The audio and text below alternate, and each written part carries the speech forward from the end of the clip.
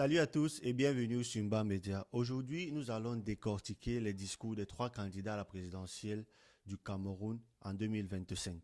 On va parler de ce qu'ils ont dit, comment ça nous impacte et ce qu'on peut retenir pour l'avenir du Cameroun. Alors, dans son discours à la nation, le président actuel du Cameroun, son Excellence Paul, commence par souligner que la sécurité nationale est au cœur de son programme. Il met en avant des avancées dans la lutte contre le terrorisme et la réduction de l'inflation. Il se félicite du progrès économique réalisé malgré un contexte international difficile et évoque des projets d'industrialisation et de développement des infrastructures. Pour dire que le président Paul Biya insiste aussi sur l'importance de l'unité nationale et l'intégrité territoriale, affirmant que le pays est sur la bonne voie malgré ses défis. Ce qu'on peut retenir de son discours à la nation est que le président Biya mise sur une stabilité et une continuité en insistant sur la sécurité et la croissance économique pour justifier son mandat. Le professeur Maurice Kamto, à lui, leader du parti politique MR, commence fort en dressant des états de lieu catastrophiques du Cameroun en 2024. Il parle de la mauvaise gestion économique, des attaques de Boko Haram qui reprennent et surtout l'augmentation des coûts de la vie. Le professeur Kamto annonce sa candidature et ses projets de réduire les coûts de la vie, de lancer des réformes économiques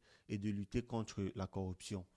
Il critique vivement le gouvernement actuel, le qualifiant de passéiste, oppressif et appelle à un changement pacifique par les urnes en 2025. Il met aussi l'accent sur la réconciliation nationale, notamment avec des propositions de fédéralisme pour résoudre la crise anglophone. Ce qu'on peut retenir de son discours est que le professeur Maurice Kamto veut un changement profond, un Cameroun moderne, solidaire, débarrassé des pratiques politiques qui freinent le pays. Enfin, l'honorable Cabral Libi, leader du PCRN, attaque directement lui également la gestion du gouvernement actuel, dénonçant des détournements de fonds et de la corruption. Il parle de misère et de l'inefficacité des services publics, tout en promettant un changement radical en 2025. L'honorable Cabral Libi propose un projet axé sur la justice sociale, la décentralisation et l'autonomie économique. Il veut développer l'agriculture, créer des emplois, améliorer l'éducation et la santé et se concentrer sur l'autosuffisance